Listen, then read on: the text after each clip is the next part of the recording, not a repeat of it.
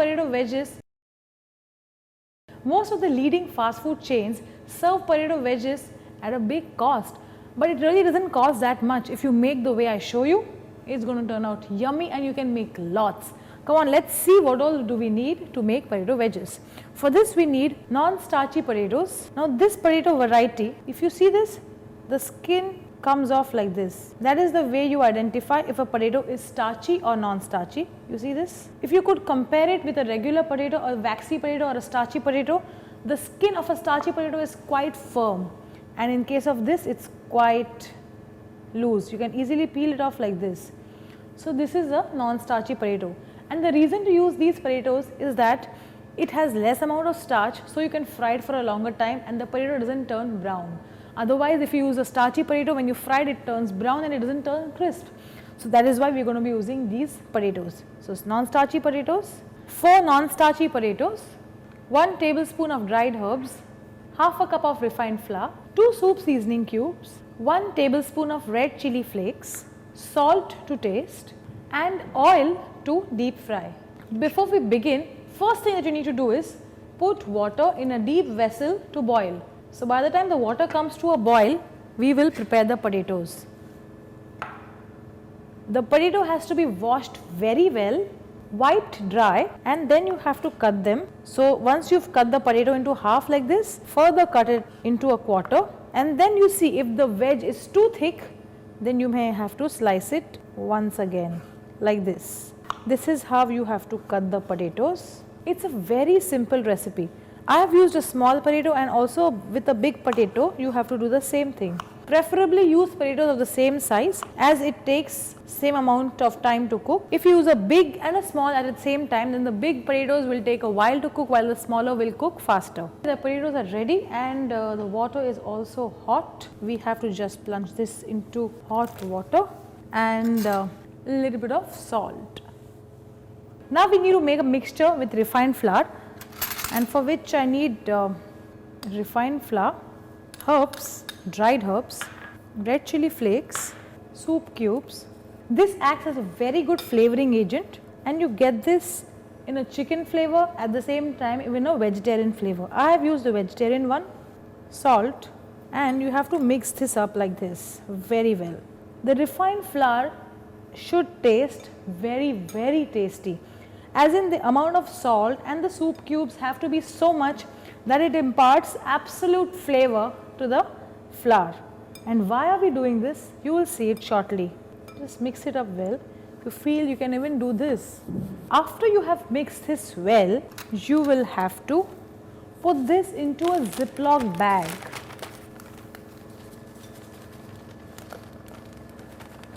And then what?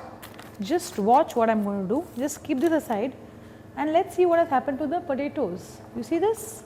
We have to cook this till the potatoes are 3/4 done. So let's check that. It's done. It's 3/4 cooked. Now we will strain this.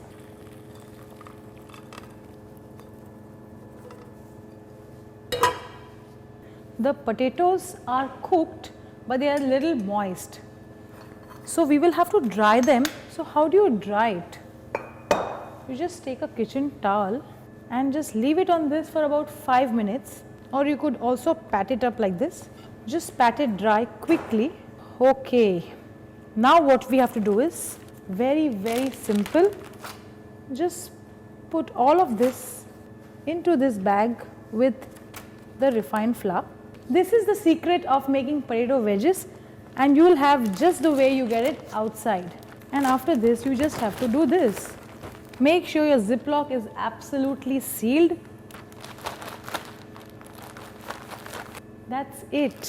Just remove it and put it in another Ziploc bag. Isn't this exciting? So you just have to remove these out and put it in another one. So you have a lot of flour remaining. Just keep it just like that in the refrigerator. The next time you plan to make wedges, just use this up. Okay, so you take all of this dust, whatever is excess. So here it is, and we will put this in the freezer.